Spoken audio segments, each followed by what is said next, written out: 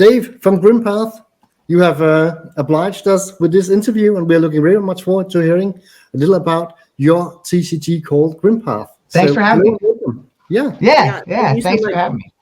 It's great to be here. Okay, could you give us like a brief introduction of yourself? Yeah. So I'm David Gardner. I am the creator of Grimpath. I am traditionally a video game developer. This is my very first tabletop game, and it's also my first self-published game. I started working on Grimpath. I don't know, it's been like 3 or 4, I don't want to say 5 years, but it's been many years that I've been working on Grimpath. But it's been an idea that I've been kicking around since the very first time I started playing Magic the Gathering. I think there were I started thinking, oh, this would be fun if I could add some of this to it. Wow, that sounds great. So David, if you should, in 3 words, describe Grimpath, what kind of game is it? Okay. Grimpath is a trading card game meets, in 3 words, perfect. Trading card game meets war game. But let's replace meets with like an actual word instead of a connector. It's trading card game, storytelling, and wargaming, I think would be the best way to put it. It mixes a lot of the like trading, there's a lot, obviously all the trading card game mechanics, which we'll talk about, but it embraces the sort of deck building aspects of trading card games to sort of let you, to help you, inspire you to tell a story through the war game that you play. So sort of like, you'll tell the story of the war band that you're bringing to battle and be like, this is my mighty orc. And he is going to defeat you because he's angry about the cooking, because I'm using this iron plate, or what is it, a cast iron, like a cast iron weapon, so he's an angry chef orc. So you sort of tell a story yourself. What made you create your own, TCG? Was it an idea, a story, or card, or what made you come up with this marvelous idea of just creating a TCG? Of course. I think when I first started playing Magic the Gathering, my very first thought, aside from like, oh my God, I love this game, was this is Dungeons and Dragons. I'm playing Dungeons and Dragons like on the floor right now, impromptu, like suddenly, like we're just playing D&D. The world is coming alive in front of me. And I think that idea has always sort of stuck with me about that game, how quickly I could just sit down and play a match of, in a trading card game. And I was able to sort of simulate the feeling I got when I would play D&D, or like some of the, exciting moments of those nights of playing D&D. So mixing wargaming into that was, for me, a big part of like, wargaming is something I'm very interested in. And it's a big part of, Dungeons and Dragons. And I just was, for me, it felt like a natural sort of combination to sort of be like, well, if playing Magic or playing these TCGs feels this way, like why not sort of mix the two together? And so it's an idea I've always kind of wanted to get them together. So one could say that you have like taken several different niches and sort of smushed them together. Is there any like concern on your part that people are going to go like, oh, minis, I don't know about that. I'm used to trading card games, or people who usually play war games go, I don't know what I'm going to do with these cards. What do you feel like the synergies are, and how can you help them get over that like initial hurdle? Yeah, that's a really good question, and it's one I am definitely thinking about. There are, it was a risk in the start, where the idea that there are definitely war gamers that are like, I do not like trading card games, and there are trading card players that I do not want to use minis. But I kind of was like, okay, but there are definitely people that they're like, I want that, and that those are the people that we'll sort of be targeting at. But the main thing about the game is that it's supposed to be extremely accessible. I am really turned off when it comes to like learning a lot of rules and sort of investing a lot of my brain into how I'm going to play the game, because I don't have a short attention span. Trading card games revealed to me that you could do extremely complicated things, and I could remember them because all the rules and stuff are right there on the cards. That's an accessible gameplay tool that I hope will help bring some wargamers into the trading card space, when they're like, well, I'm playing this war. I do like the wargaming elements, and these are accessible rules that I'm sort of, using to build off traditions that I'm used to in wargaming. And I'm hoping that those will help, if you see that core audience that's like, I really do like this, that it just sort of, snowballs over time, because I do think a game that is fun to play and has an appeal to it is sort of, if it's fun to play, that'll hopefully help people get, if they're a little standoffish at first, they might see people playing it twice and be like, well, maybe I'll try it a second time, maybe I'll try. And then if it's easy enough, you'll be like, all right, I'll try. Maybe I'll get it. Maybe I'll get a few cards, and maybe I'll grow. Maybe I'll grow and grow. And that's another nice thing I like about TCGs and fantasy gaming is that you can kind of go into them with your smaller footprint and sort of grow and grow as you get sort of more addicted to the game. Exactly, but also I think the way it feels right now is I'm imagining that you're going to get your minis, you're going to get out your little grid, then you get the cards out, and suddenly it's not as much like of a nuisance to get the minis. It's like seeing it develop in front of you, and suddenly this game you're super invested and it's even more fun. I mean, that's what I'm imagining. If the game is going to be easy to learn, you can just go right to having fun with it. I hope so. Like that is, when you think about that's like coming into, my mind when I'm like, that's what I want to build is I want a game that when you sit down, if you play it at the LGC and you're playing with your deck and your friend has this like really cool band of orcs and you're like, well, I want to freshen up my orcs a little bit, maybe I will. And so after that match, you kind of go around the store and you're looking at different orcs, or maybe you get online and you look at some other, or you order some, because there's a lot of creators out there. And that's another thing we'll talk about, but I want to embrace like you bringing your own creativity to the game, and what you say about, you see it in front of you, I think it starts having a sort of snowball effect where you're like, I want to start adding more to that. Like I want to, the only thing I can't figure out is how to get them to actually shoot arrows at each other. I think that might be out of scope. I don't think we'll ever get that. I think I've heard you mention in a couple of interviews that you will be able to just use the minis you have already. You could also potentially buy them from Grimpath, and you could also print them yourself. Do you want to talk a bit about that, and if it's a part of your intention that it's going to be more easy for players to get into? I primarily play the game. Don't tell the Wargamers, but I primarily play with whiz kids, little gray figures. I don't have a ton of really well painted ones, although I do have quite a few. The hand behind. Yeah, perfect. Is that a hobbit? That is a hobbit. Yes, he's a little. Is that Frodo with Sting? It is. This model was actually sculpted by an artist that we are working with. They do a ton of mini sculpts, and I'll talk about them in a little bit. That's cool. This was for an experiment where I was like, okay, can I build the Fellowship of the Rings with a deck of cards? Can I be like, my deck is the Fellowship? And as I play, you start seeing it come about, and then I defeat you with it. And it works well. We'll talk about that more. But that was an experiment. Like, can I mix spirit cards with, adventure card, different cards to sort of create that sort of vibe? Because that's a goal with Grimpath, is that you'll be able to sort of do that. But anyways, sorry, about the minis. I play with the gray ones. And so I want the game to as a very, default, gray minis, I still want it to sort of look good. And I think that when you start with just some standard minis and you start seeing the cards laid out in front of you, you see a lot of that. There's a lot of theater of mind that we're all really good at playing fantasy games and storytelling through them. The minis just sort of help carry that. They sort of, and so when you see the cards and the minis together and your imagination, even just those two, they start coming to life while you're playing the game. And so even if you're using tokens, if you're playing with little, someone in Discord said, you could play with pennies and quarters, and it's like, yes, you can. And I embrace that. I do actually embrace the idea that players will sort of, I like playing with tokens, that's the way I like to play it.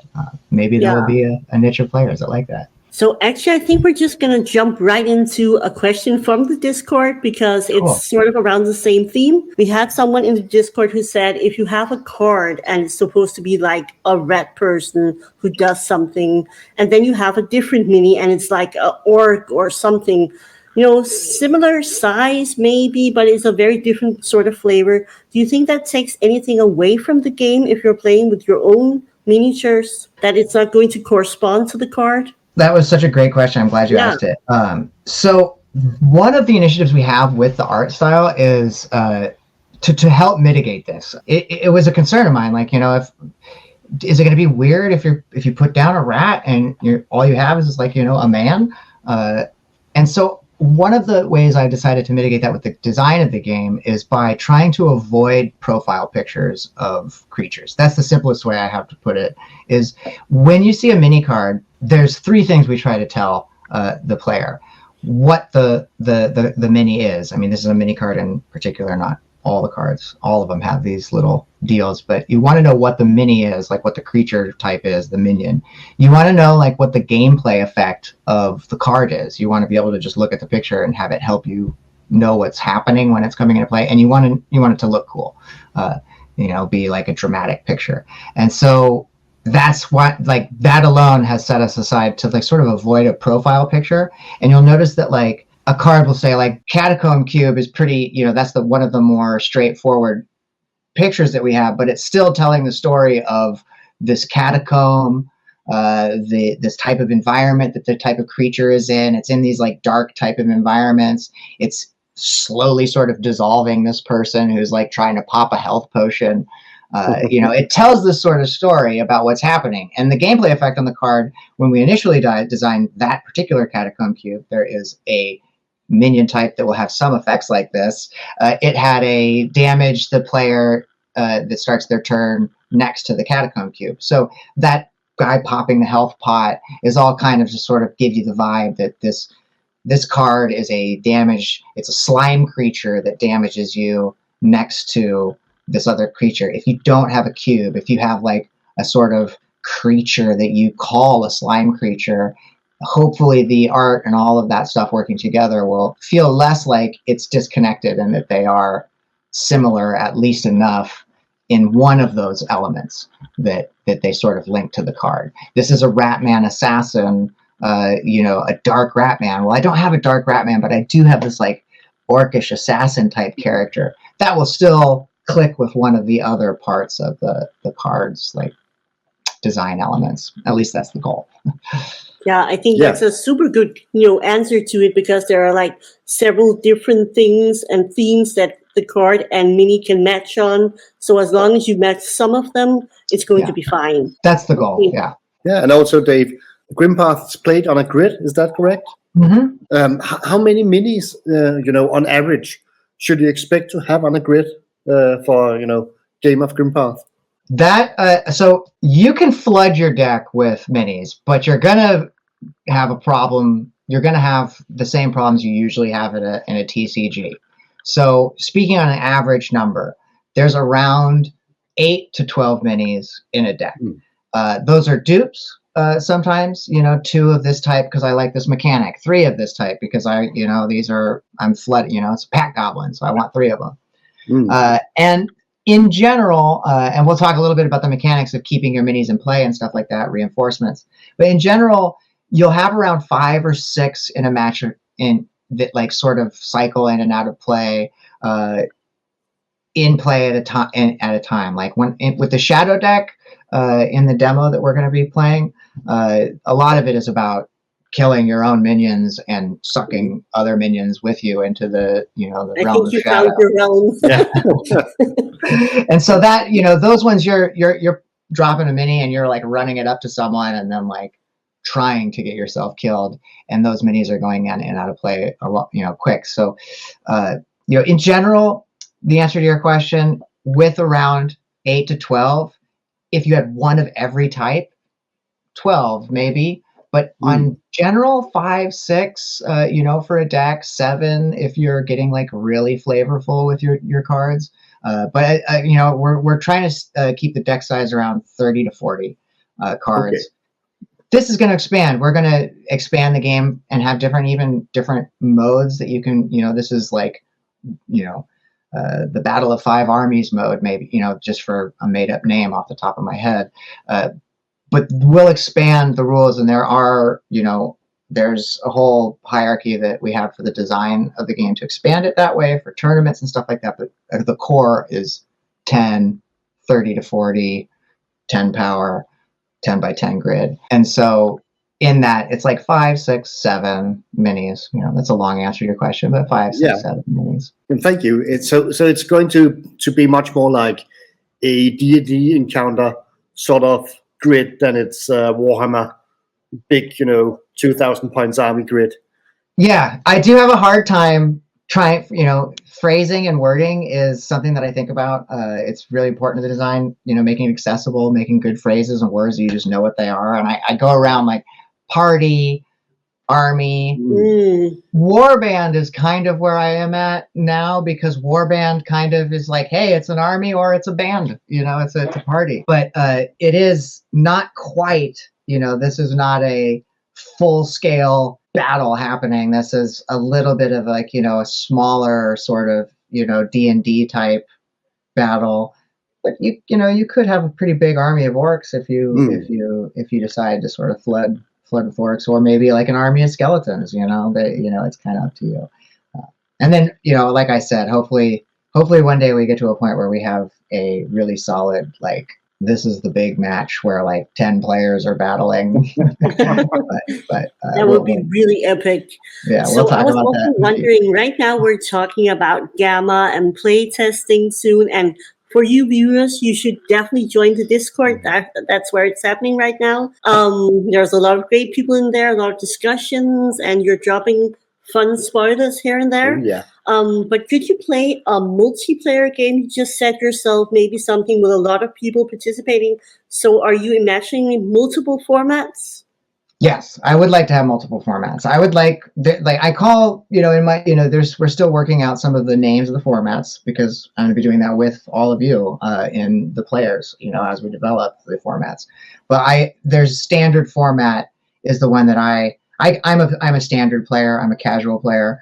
I like the format that's like, yeah, you can do whatever you want, and then you're like, look what I did. It's so the standard format of Grimpath, we're starting with like 10 by 10 grid, 10 power, like I said. And I think, there's a raid mode that I've worked on where it's like, oh, there's a 20 power type thing, but you make set, you're not allowed to do this. Or maybe raid specific cards that you can only get at a certain point, giving like a ramp for like having some sort of type of raid format where 3 players are coming against 1 player. And the game also naturally really expands to multiple players and size. If I increase the size of the map, the rules of the game are such that if it says if you can only make a ranged attack, you can only make a ranged attack as far as you can see.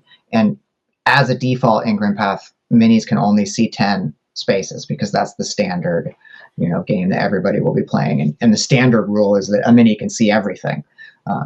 Because we don't want to have any complicated rules. And when we expand to the big one, that's where we can start saying the sub rules, where it's like, well, it's a max of 10, because those are the more hardcore players. I think that's smart. I mean, keeping it small, keeping it accessible, and also making sure that people who just want to play more casually are not like scared off of having to go get the measuring tape and, sort of staying down on the table and where's the line of sight, where can I see people and everything. So I think that makes a lot of sense to keep it more like, but also maybe scalable. It seems like that you can go from like the small grid to like bigger if you want, and to experiment with that.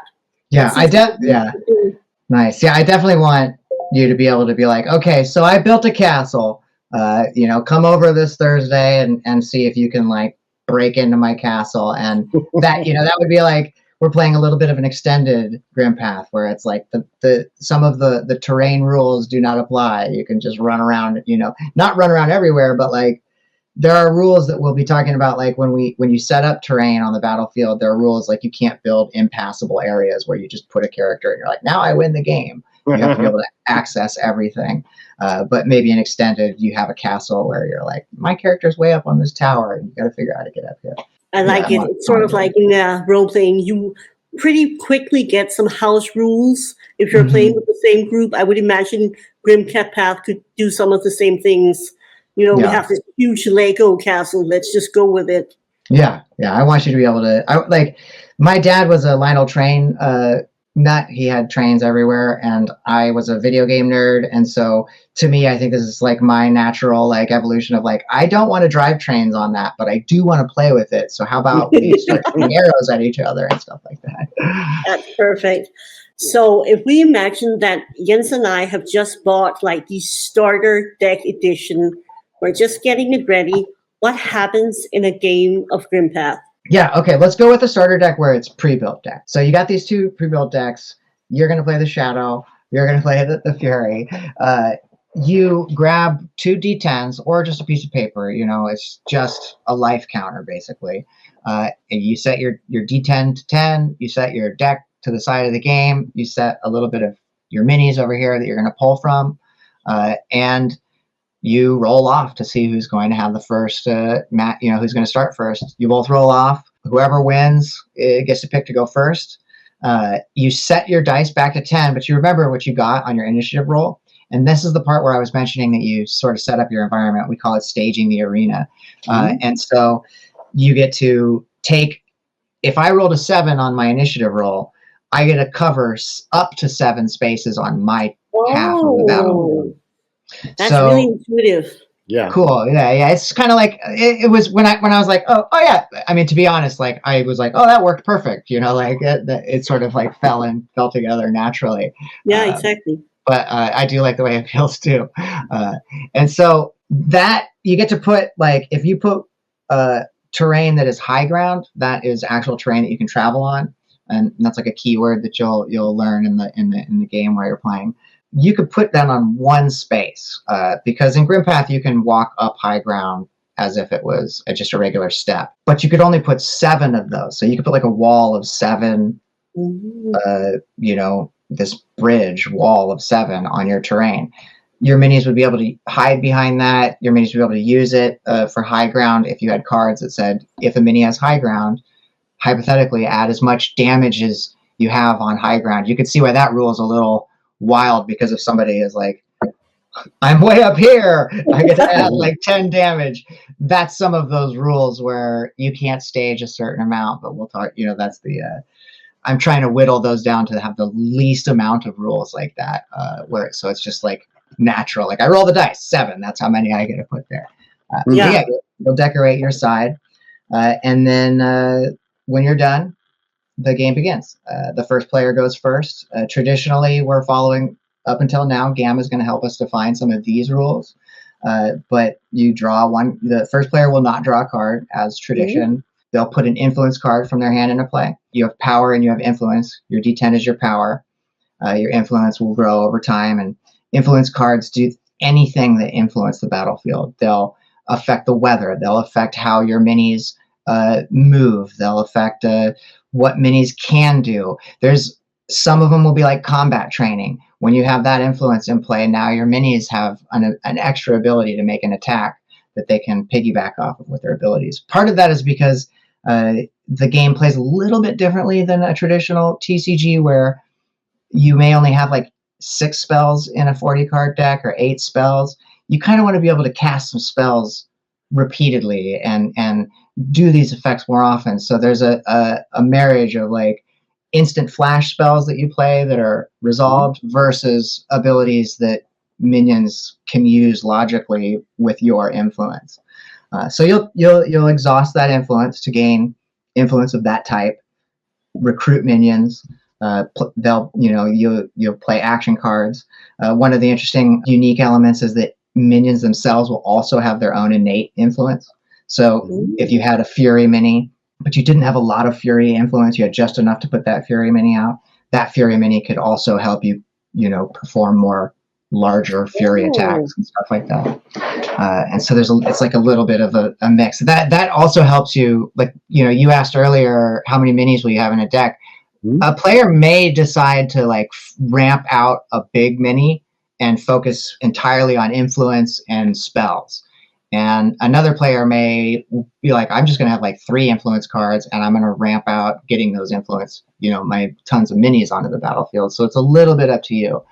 But again, it'll be around 12, 13 or something like that. But yeah, you basically, We'll recruit minions, use your influence. So each player will take turns just like Magic, where you move your minions around. We'll enter combat. We'll resolve combat. And then you get one more chance to move, spending influence. And then it's the next player's turn. They start their turn traditionally like a TCG, where you ready all your cards. And you draw a card.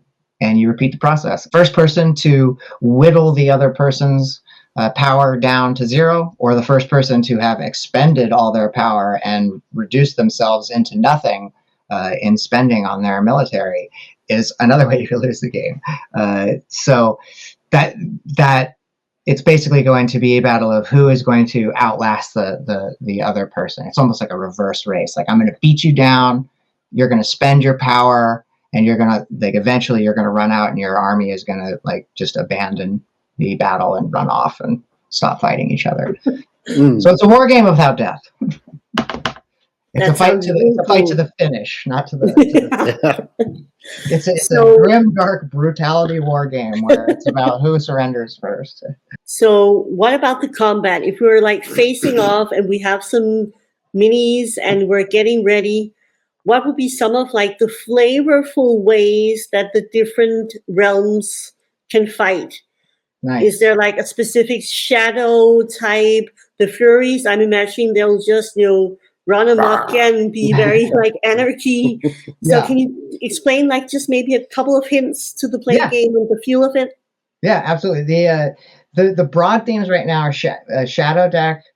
Shadow Deck will be more about discard pile and dark magic, sacrificing, zombies, undead, cultish stuff, all that good juicy darkness stuff that we like in the grim dark world. Vampires, bats, werewolves. I definitely have to say werewolves for Andrew, because he wants werewolves really bad. It is noted, Andrew. There was said werewolf. Werewolf. Yeah. I actually did work. I was like, I got to get a werewolf in this game quick, because he keeps asking for one. We're close. But yeah, and the next one would be Fury. Born from Shadow was the Shadow's hunger turned into the furious greed. And that class is more of your like fighter, brutal. Like, it's more of your, it's not a traditional D&D fighter. It's like your brutality fighter, your barbaric, like, smashing things and just pushing things over. Brute force. Yeah. It's the brute force. And the fire, like the molten fire, the heart of the mountain, I'm all about that. Power. Yeah. Nice. Nice. Yeah. You guys have you're perfect for the starter set. And so those are the two that are going to be in the starter set. And then the next one is Nature, which is born from the ash of the fury of war, is the regenerative power of nature. And the regenerative power. I'm just going to have to interrupt you for 1 second. Yeah. I'm getting the feel that this is sort of cyclical. Is it like you have the one spring out of the other, the different factions? Is there something to that? There's definitely yes, there is absolutely, there's some seeds in there. You'll notice that the Fury, the Fury was born from like the shadow, like first the realm was covered in darkness. Then we had some sort of flash of, something big happening. And from that flash, there was this growth. And then from that growth, exactly. Each one of these will sort of, branch into like a new realm. And, somebody had asked, like, where are we in like the storyline in Discord the other night? And the answer to that question was kind of that we are in the age of the arcane. Speaking of how Grimpath historically has evolved over the years, there have been this, generations of war as these different sort of realms sort of are born from each other and then try to push their way to take over. Shadow wanted everything, and then Fury wanted to control it, and then Nature wanted to grow in it, and Spirit wanted to spread out into it. And the Arcane wanted to, explore into the next realms.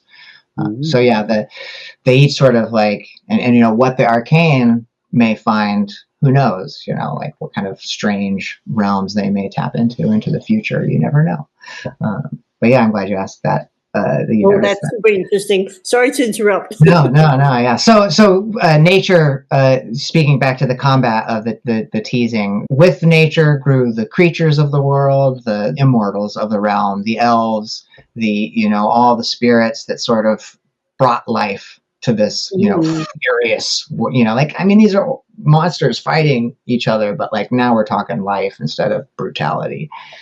And so in the like protective groves of nature, they gave birth to this new sort of spirit of adventure, and that's where the spirit realm comes out of.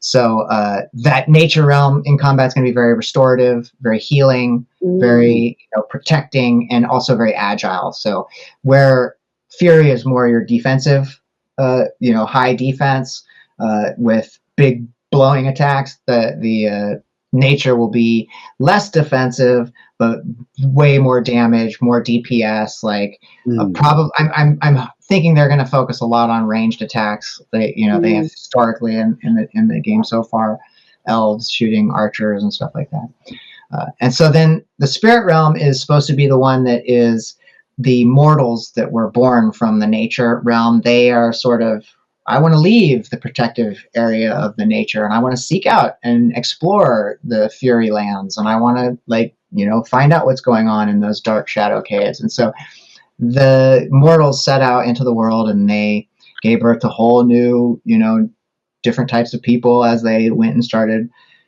growing through their generations, and they pushed back at all the fury and the shadow and the nature, and they embraced the nature, and they built their empires.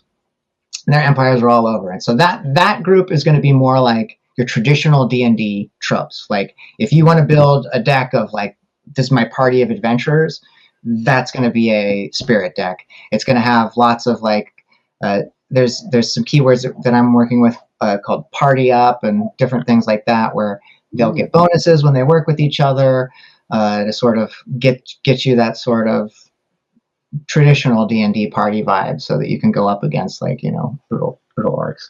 Earlier we were talking about the fellowship deck. That was a combination of the spirit and some nature cards, spirit, nature, and arcane, trying to like see, can I combine them all to sort of create the fellowship.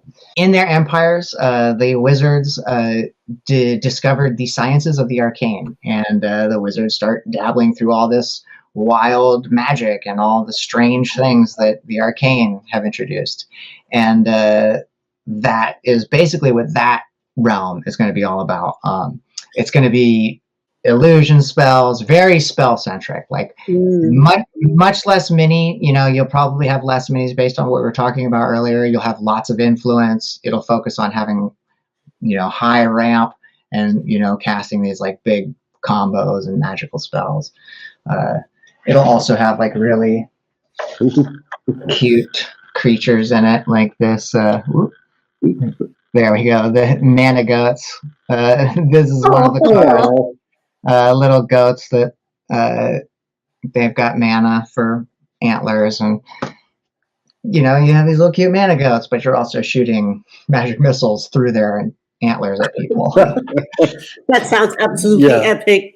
Yeah, but that's about how the combat flavor would go. Yeah, a little bit teaser.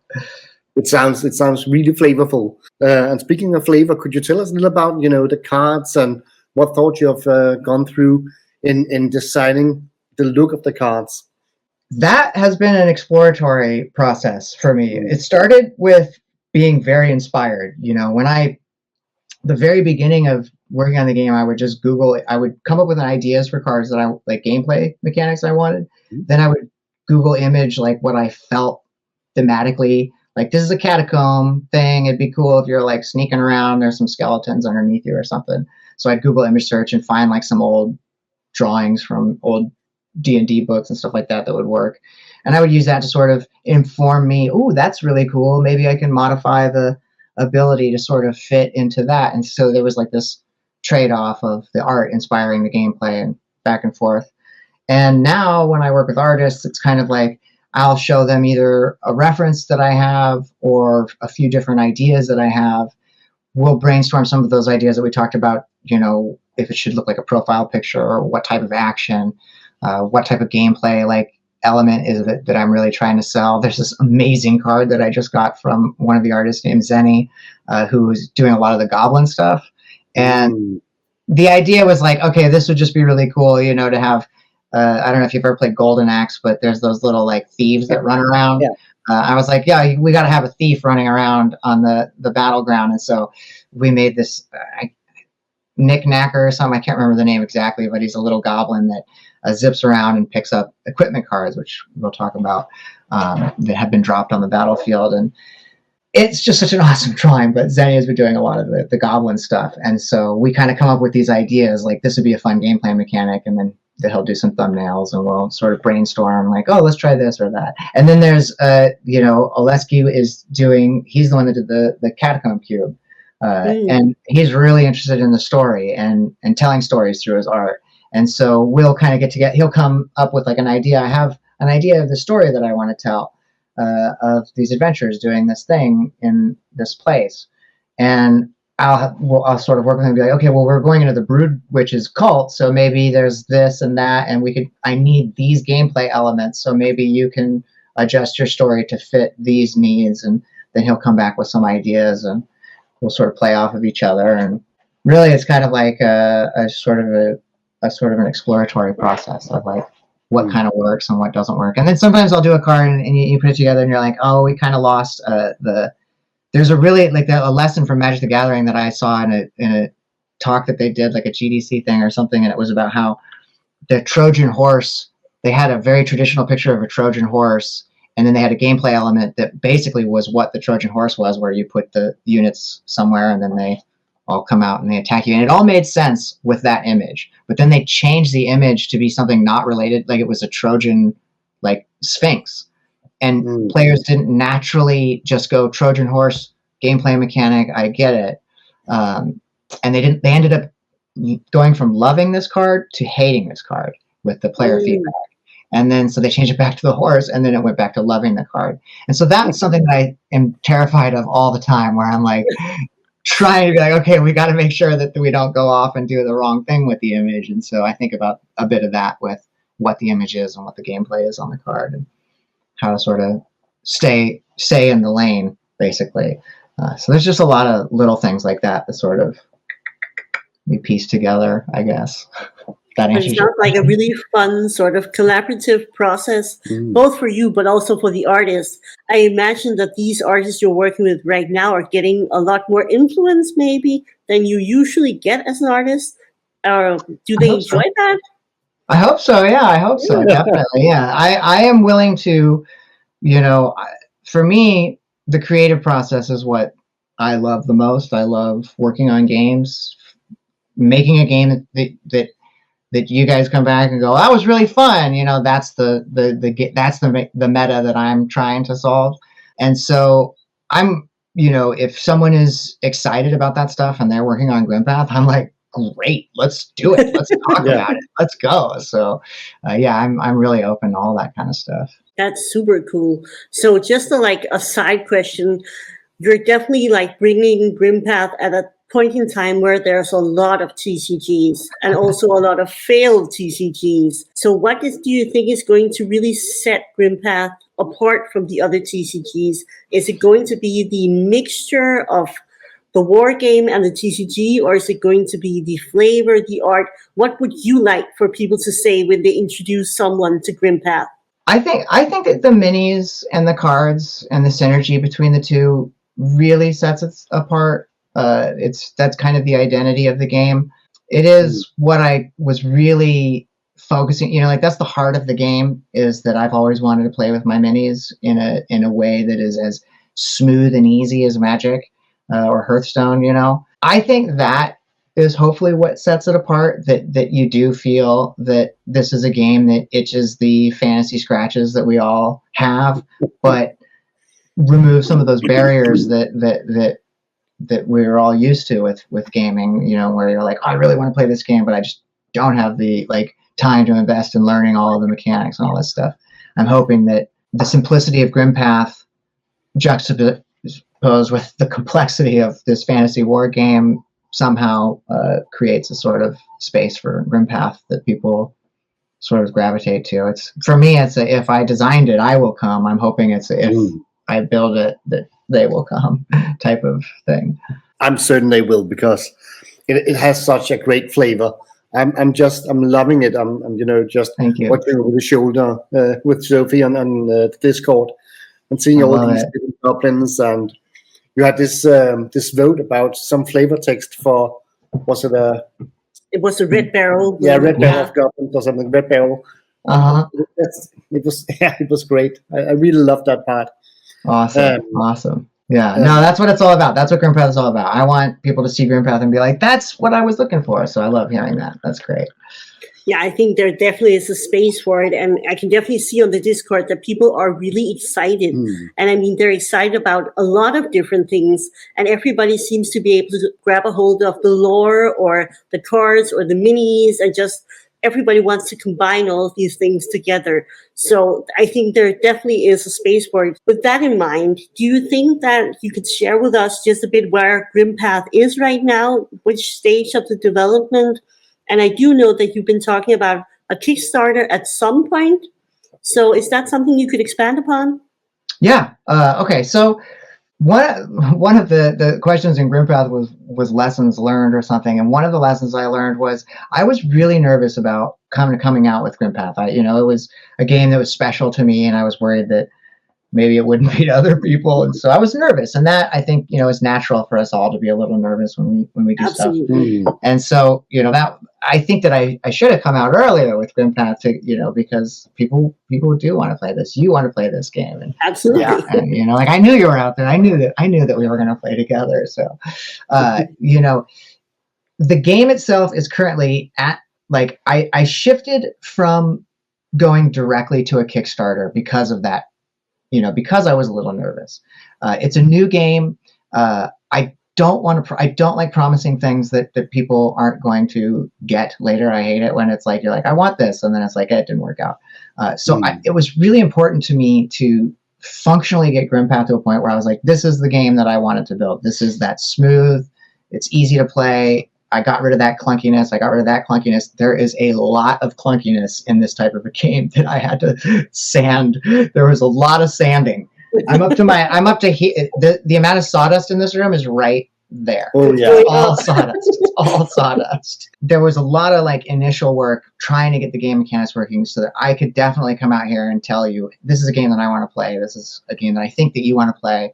If it sounds like it's a game you want to play, I can confidently tell you that I'm not making that up. It is what it's what I'm trying to, push. That's where we're at with Gamma, is that I want you all to have that faith in it as well that I have in it. And so I wanted to release the demo so that we could start playing it together, so that you could go, this is I do get these mechanics, because there is confusion. You had a question about how difficult it's going to be. Is it going to be clunky? And I do want you guys to have that same sort of excitement that I have about how the intention is for it to not be clunky, and that it's supposed to be really fun. And it is the game that you want it to be, so that you can sort of go, hey, I do want to invest my time into playing and getting hyped up for this game, and getting excited about it. So right now we're at the demo phase where the game is functionally designed. We've been playtesting it in a small group, my game design, cohorts and friends that I've been working with over the years.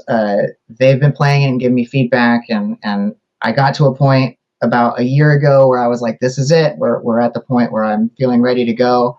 And so I started doing artwork for it and started, that's when I came out, and that's where you guys came in, giving me all this great support, which has been awesome. I really like the support you guys give in Discord and everything. It's awesome to have that. It really is the wind. It's the wind under the wings. But yeah, so we're going to get through the demo. We're going to do 3 rounds of Gamma. And the reason I want to do that is for a few reasons. One is because I'm hoping that round 1 goes well enough that we're going to do wild and crazy stuff with round 2.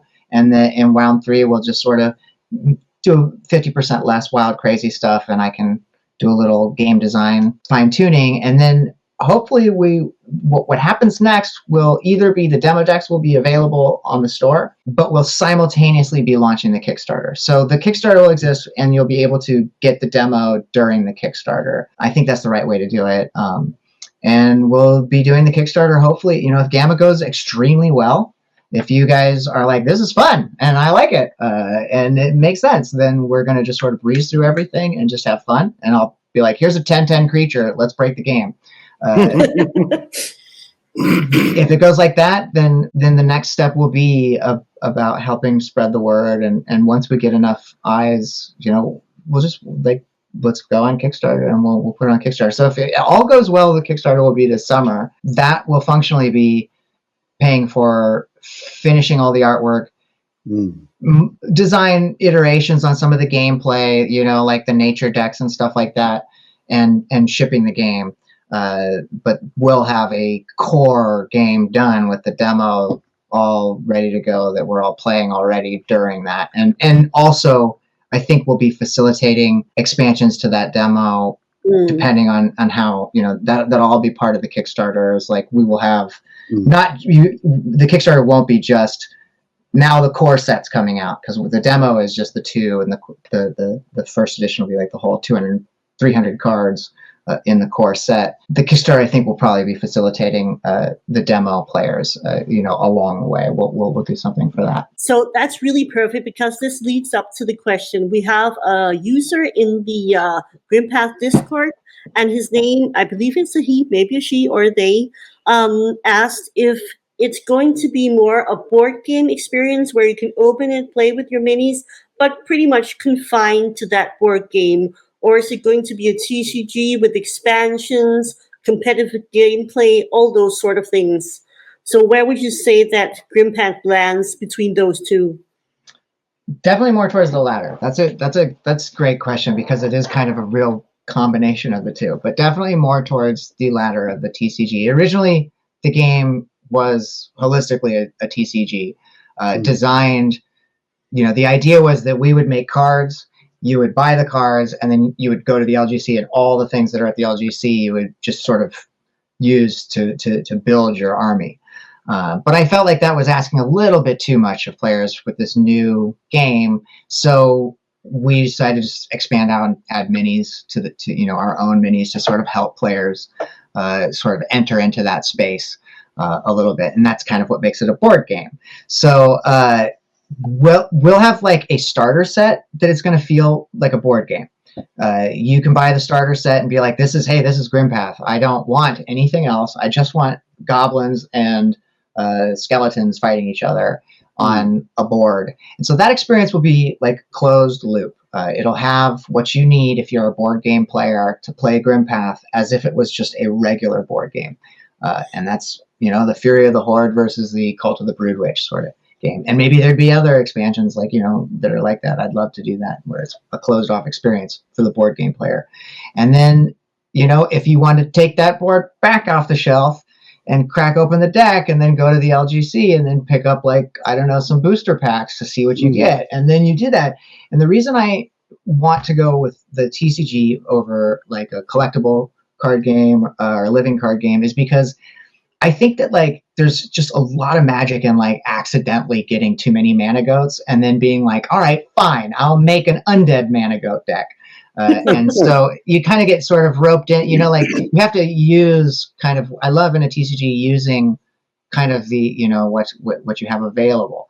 But I also love hunting and collecting and finding the things I love. So I'm hoping that, the TCG mechanics for players that like that stuff will be able to start expanding and being like, I want different decks. I want to take this shadow deck and I want to take that. So you'll be able to turn it into that TCG experience if you're a board game player. If you're a TCG player, you'll come right in with that TCG experience, but you'll need help with the board game aspects. And that's where the starter set hopefully will help you with that. Or you'll be able to, you may be like, I just want to buy, I'm ready to build my own deck. I already get it. I just want to buy some of those. I want to buy a handful of minis. We'll hopefully supply you'll be able to go to the Grimpath store or buy from the Grimpath section minis that get you started.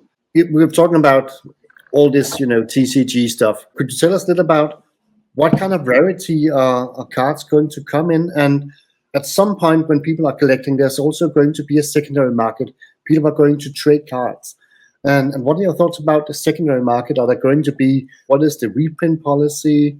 Could you expand upon that? That's a great question, because it's one that I want to figure out over time the best answers, because I feel like there's a lot of answers to that question, because it's really important to me that the game is appealing to a collector, but it's also got to be very appealing to a player who's casual. And so navigating those, making sure that we don't detract from the collector aspects by making it too accessible, and then making it unaccessible by appealing, for the collecting aspect. That's going to be something that I think that we're going to fine tune over time. A lot of like really good creators like yourself. There's a couple more on Twitter that I was talking to that have been helping me sort of navigate this space. I have a lot to learn about this coming from video games, an actual physical rarity rather than like a digital rarity is something that I have a lot to learn about, but it's something that I'm going to be very careful about so that we can make sure that we create a game that is fun to collect and there's an incentive to collect it, but also not totally inaccessible. Maybe alternative art runs. I have already got my very first fan art, and it's by one of our artists, Oleski. Yeah, he's so rad. He sent it to me in Discord. He was like, I made fan art. Is it the first? I was like, it is the first. And it's so awesome because he's an artist that I normally would be like, here, everything I have, I own, so that you could paint more paintings for me. So it was really nice to get that. But that has created a situation where I now have 2 images for 1 card. And it really creates an instance where I'm like, oh, well, that's something that I think players may really like to pick which image they prefer that matches their minis more. So there may be some collectability and like rarities and different art. Like maybe we'll be able to do some different art cards, maybe alternative flavor to help you sort of, navigate some collecting, different borders, stuff like that to sort of create some collectability. But, it's going to be a lot of dials to adjust, I think. If there is a right answer to that question, please tell me. Join the Discord and tell me, because I want to hear it, and I'm going to listen to it. Definitely, and I think that's something that all the big TCGs struggle with, because you want the game to be available. Because if nobody's playing the game, it doesn't matter if you have this top chase card. It doesn't matter because nobody's playing anyway. But on the other hand, you want everybody to participate, but you need for there to be some element of chase or interest in a specific art variant or foiling that makes the collectors go, ooh, I need to get that, because that makes it a little more interesting for the people who just want to collect the cards. One thing that's really important to me is that the art that I've seen so far for Grimpath is gorgeous. I mean, I want to look at the card. I want to play with them. And I could definitely also see myself collecting them. So I'm really interested to see what kind of solution you work out. But what about foiling and different treatments of the cards? Are you looking into something like that? Yes. Yeah. I think I have my very first, I did I bet these aren't going to have the foil ones in there. Here's a foil. These are just some random test prints that I've been getting just to sort of go through the motions and learn and get some experiments back. But these are some foil versions of some of the cards. So that's rainbow foil? Yeah, that's rainbow foil. But they have the reason I did rainbow foil first is just so that we start small. But they had they were like, you could do this test, and it's like I was like, not yet, we're not there yet. But, they where you have like all these cool edges and all that stuff. So I'm a garbage pail kid collector from the 80s, and like I love collecting cards just for the card collecting aspect. So yeah, me too. 80s kids here as well, so we are definitely feeling it. And let's not forget that Magic didn't have any kind of different borders. They didn't have foil. They didn't have anything at the get-go. There was just the cards, and that was actually enough in itself. So I don't think that you necessarily should do multitude of different stuff. Just having foil be rare or having some sort of different frame that is actually rare. That is, I think, enough to make this really collectible. Nice.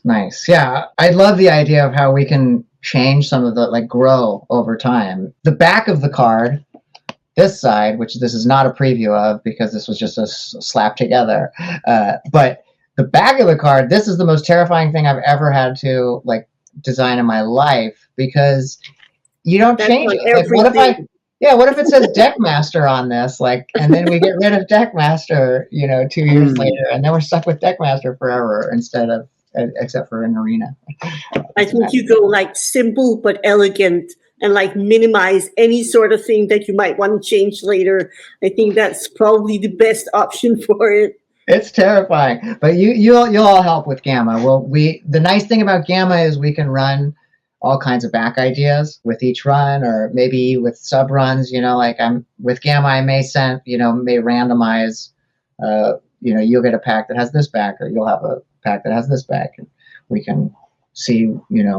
Maybe that's incentive for collectors to collect some Gamma cards, but yeah, we could test some stuff that way. But yeah, getting the face of the card, we can alter those and tweak that and find out what I've spent a lot of time trying to adjust where things are on the face of the card, and it's almost impossible to get it perfect. Like you're in your hand, you're like, oh, it's covering this. With Magic, they always have the life value or the cost on the mana cost on the right hand side.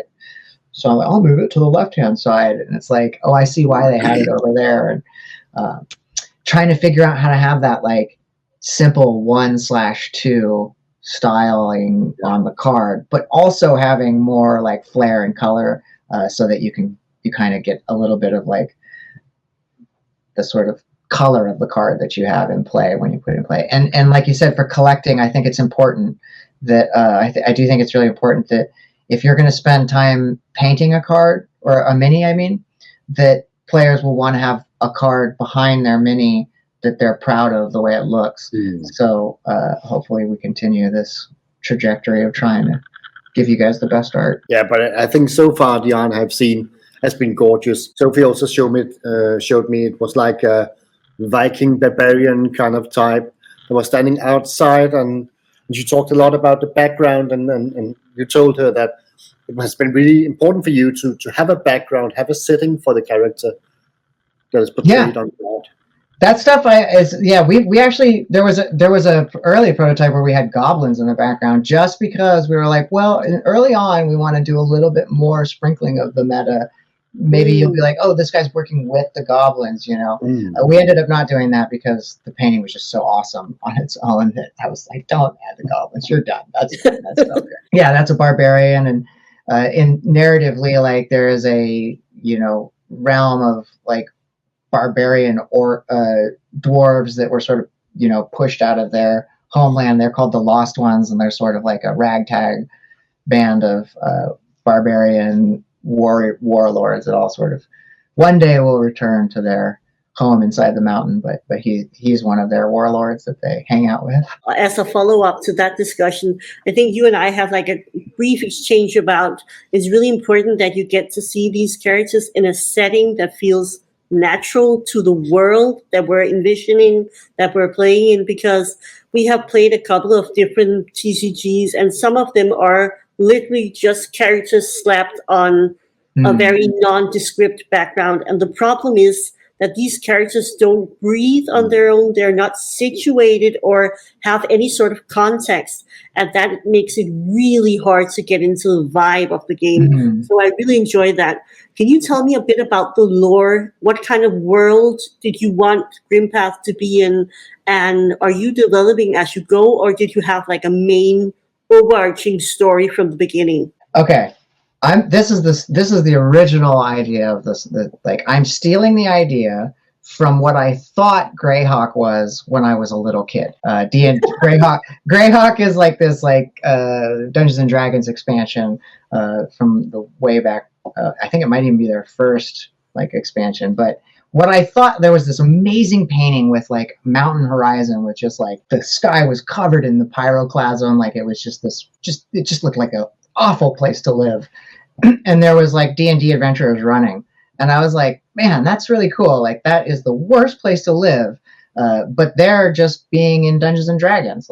They're just going on with their way. I was like, it must be Greyhawk must be D&D where everything is at war always, but nobody notices.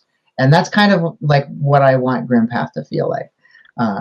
It's a grim, dark game. It's designed to be it's a war game. It's a grim, dark war game. And so it's coming from a very dark place. The world was covered in grim, dark shadow.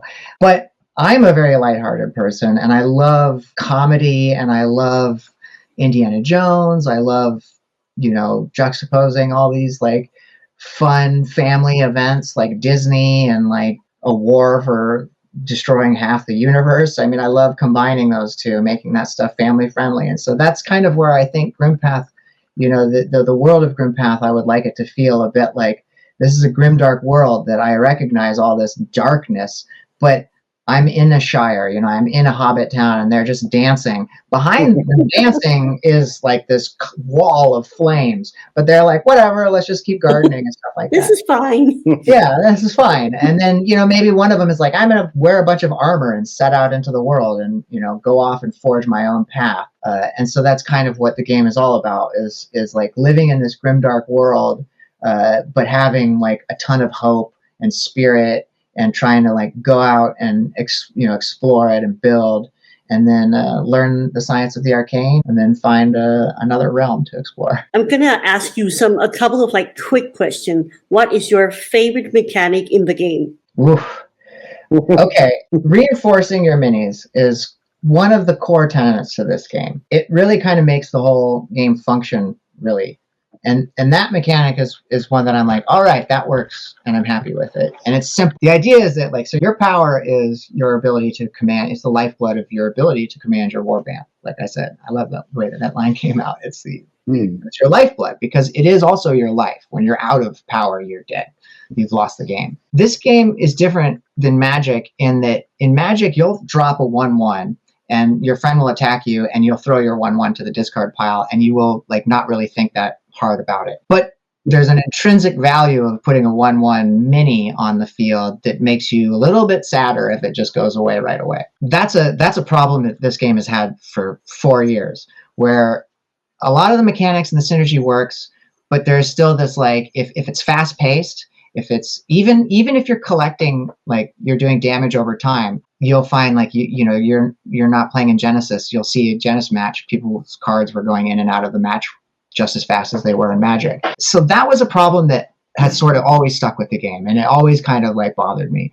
And I've been trying lots of different ways to sort of fix that problem. And reinforcing your minis and your power and all of that synergizing, working together, is kind of what I'm really happy with how I sort of solve that issue. So when your mini is killed in battle, you have the option to reinforce it, and you can spend.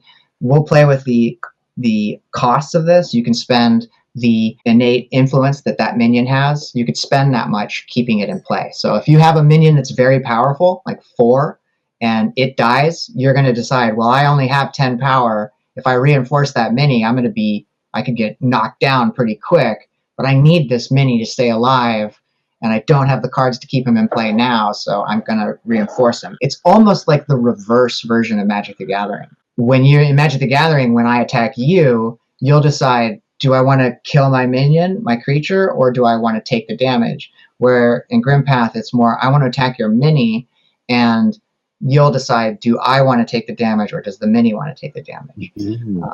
It's different because in Magic you can't target creatures, but in a war game you can target a creature, and so it's very easy. Like in Genesis, you'll see, or any tactical war game, to be like, well, there's a whelp, I'm gonna get rid of it. If your deck is contingent around those whelps, it's frustrating if somebody keeps poofing them off the board. And so solving that problem was one that I have been working on for a long time, and reinforcements, in my opinion, I felt is perfect, because as soon as I realized it was reverse Magic the Gathering and it solved the issue and it gave a pretty good win condition, it sort of all kind of fell into place. And in simplicity, in ease of design, that's kind of what I'm looking for, is mechanics that fall on top of each other. Because it's going to be very, I imagine, strategic.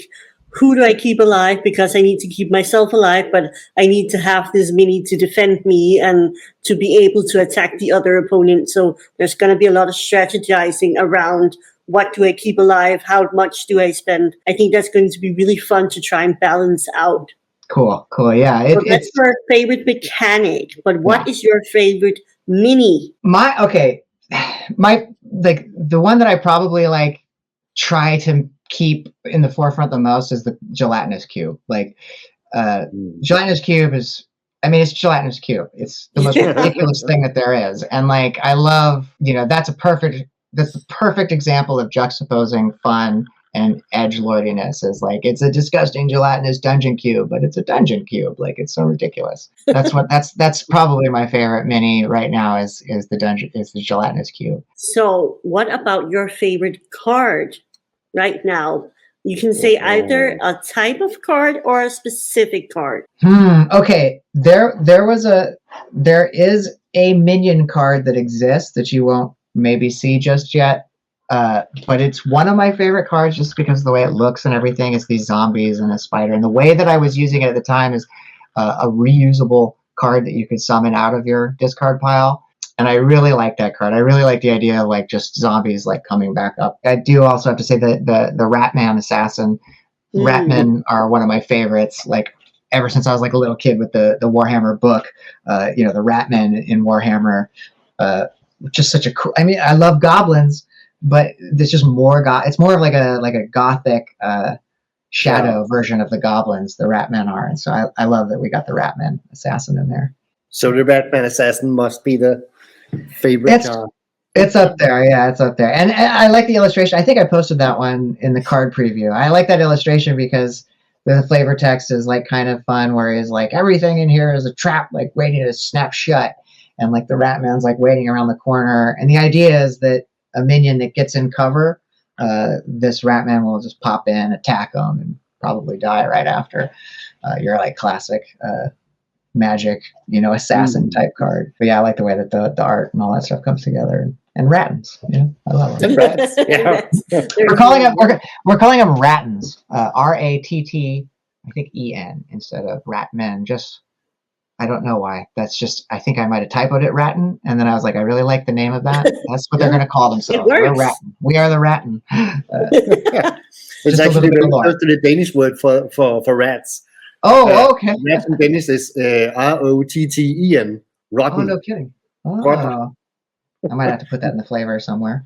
Yeah, that would be cool. What would you say to anyone who wants to make their own TCG? Where do you start and how do you keep going even though you think, okay, this is impossible? You definitely have to keep going at it. You almost tripped me up by saying at that point when you say where it's impossible, because there were moments in this game where I had packed up Grimpath because I was like, it's not possible. It's not possible to get what I want. I want to not think, and I want an extraordinarily complex war game. And I couldn't quite get all those pieces to fall together. And there were definitely times where I was like just boxing it up, and if there are those moments where you're like, this isn't working, sometimes not stepping away from it completely, but stepping away from like directly focusing on what's tripping you up and taking a break. It took like 3 or 4 weeks for it to go, but I still thought about the game. I still was thinking about Grimpath all the time because I had put so much into it, and I want to make it work. So one of the things that I think is really important when you're designing your own trading card game for me was I spent a lot of time trying to come up with fresh mechanics that are really new and really like innovative, but also really fun. And sometimes you realize that like going back to like what makes you love about a game and trying not to change it so much, but to adapt it to what you're developing is really helpful when you're doing the design process. So if you're getting stuck with your game design, going back to like, well, what is it that I wanted to do with this game? I wanted to make a game that it was inspired by X game. And what is it that I loved about that made me want to make this game when I was playing that game? And going back to that one initial mechanic that you had that was like, you know what, I really like the way that works. I sort of designed myself too far away from that. And now I'm trying to solve issues that are now issues. And maybe if I pull back to what it was my original idea, I go down a different path and I can solve some different issues. When I did that with the influence and sort of making influence more simple and more straightforward about where influence is the battleground, you're a warlord and you're going to influence the battle, and how you command your battle is up to you, and the type of influence that you bring into play is going to start manipulating the battle. That simplified a lot of things where I was like, oh, I need like weather cards or like terrain cards and all this stuff. I could sort of simplify it. And that was the original idea, was I wanted to simply influence the battle. And so going back to that key design element helped me sort of stay back on track on that. Another thing I think is to be less afraid of putting yourself out there. I was extremely afraid of posting on social media about the game for all kinds of reasons. I'm not big on social media in general. I just don't know how to very well.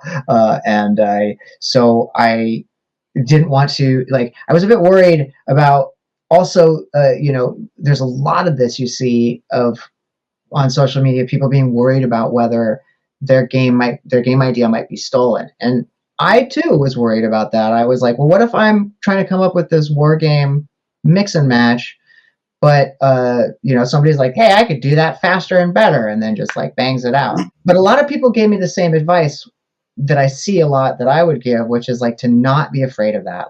Just to not be worried about theft with your game design. It's hard to even say that because it is a little bit of a worry when you're trying to come up with an idea and you want to figure it out. But once I got out there, the support from you, realizing that you wanted to play this game, that had lit such a big fire underneath me to be like, wow, I'm really eager to deliver this game now. So if you're trying to work on a game, the best advice I'd have for you is to maybe come out of your shell a little bit earlier than you think you need to, and to start reaching out to people online and post on, Reddit, gaming, wargaming, and Instagram, post your progress.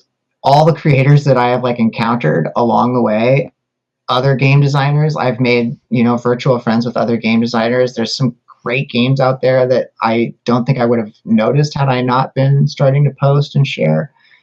So I think it is important to sort of share your idea a little bit earlier and to be less afraid of those people not liking it or people stealing it. Like all the advice they gave me, people won't steal it, and people don't. They're pretty good out there. You guys are great. Yeah. So Dave, it has been really, really awesome hearing more about Grimpath. So if people want to know more about Grimpath and wants to follow the process, where could they do that? The Grimpath TCG at Instagram, Grimpath TCG on Twitter. The Discord, you'll be able to find on those two social medias. And we will definitely link it down below in the description so people can just click right from our video and into the Discord, because you need to get on that. That's great. Yeah. It's a lot of fun. Yeah. We did that contest was fun for the name and flavor challenge, and I want to do some more of that stuff. So yeah, come to the Discord. And then grimpath.com. That will be the answer to the question as soon as I can get the next version of the webpage up. I do want to add a lot to that site to help facilitate players. How do I do this? Where do I go next? If I want to get more minis, where do I find new creators? Where are other websites? How do I do this? How do I do that? Hopefully there's a lot of answers to questions on the website when we get the next version up. But you'll find that in Discord and on those social medias when we finish that new version of the website. That's awesome. So thank you so much for the talk. It was a lot of fun for us, and hopefully the viewers are just so ready to figure out more about Grimpath.